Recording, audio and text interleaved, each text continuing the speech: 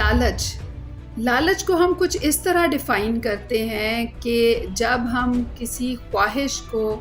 हद से ज़्यादा महसूस करते हैं, कंट्रोल से बाहर महसूस करते हैं और उसके लिए कुछ भी करना चाहते हैं, तो हम फिर उसको लालच कहते हैं। ये लालच जो है, ये पैसे के लिए भी हो सकता है, ये जायदाद के लिए भी हो सकता है, ये खाने के लिए हो सकता है, कपड़ों के लिए हो सकता है, किसी भी चीज़ के लिए हो सकता है। लेकिन लालच जो होता है, ये हमेशा हमें गलत रवैयों की तरफ लेकर जाता है। यानी जब एक चीज़ की ख्वाहिश है तो हम पॉजिटिव रहेंगे, हम उसकी ख्वाहिश को पूरा करने की कोशिश करेंगे। लेकिन जब हम लालच में आ जाते हैं तो फिर हम नेगेटिव तरीके सोचना शुरू हो जाते हैं। यानी अगर कोई पैसे की ख्वाहिश है तो पैसा हम किस तरीके से कमाएं, कौन सा तरीका हो जो कि चाहे गलत ही क्यों ना हो, हम उससे पैसा हासिल कर सकें। इसी तरह से जायदाद अगर हासिल करनी है तो अगर वो आपकी ख्वाहिश से आपकी लालच बन गई है तो फिर आप उसके लिए कोई भी गलत रवैया इस्तेमाल कर सकते हैं। वो गलत रवैया आपका ये भी हो सकता है कि आप किसी को कत्ल कर दें, या ये भी हो सकता है कि धोखे से वो जायदाद हासिल कर लें।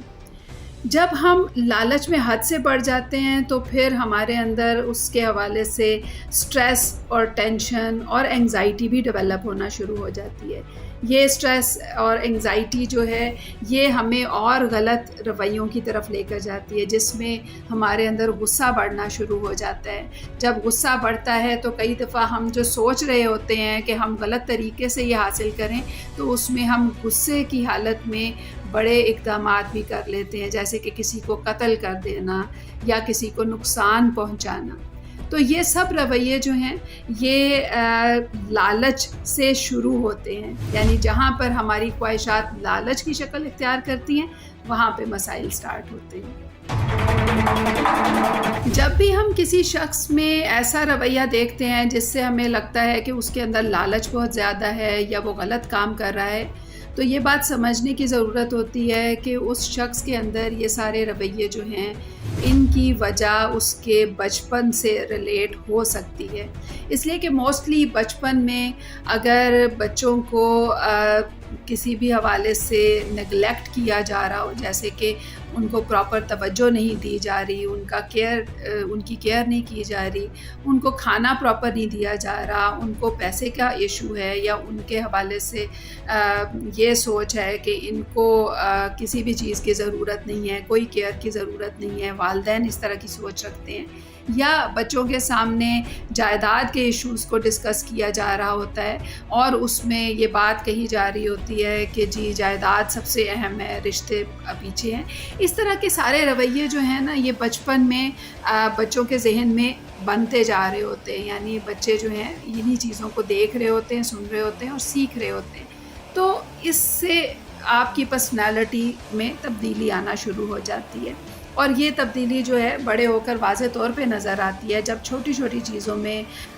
जब कोई शख्स बड़ा हो गया और वो छोटी-छोटी चीज़ों में अपने हवाले से उसको ख्वाहिश उसकी जो है वो लालच की शक्ल इख्तियार करना शुरू होगी।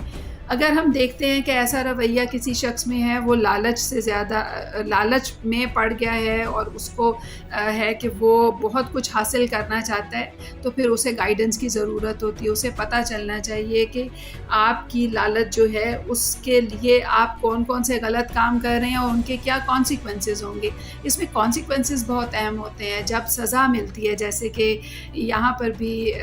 जो केस है, इसमें भी अगर सज़ा मिल गई सबको और उससे उन्होंने सीख लिया कि, और बाकी लोगों ने भी सीखा कि ये गलत अमल है कि जायदाद के लिए या किसी भी हवाले से हम किसी शख्स को मार दें या बहुत नुकसान पहुंचाएं, तो हम फिर उससे सीख कर अपने आप को बेहतर कर सकते हैं।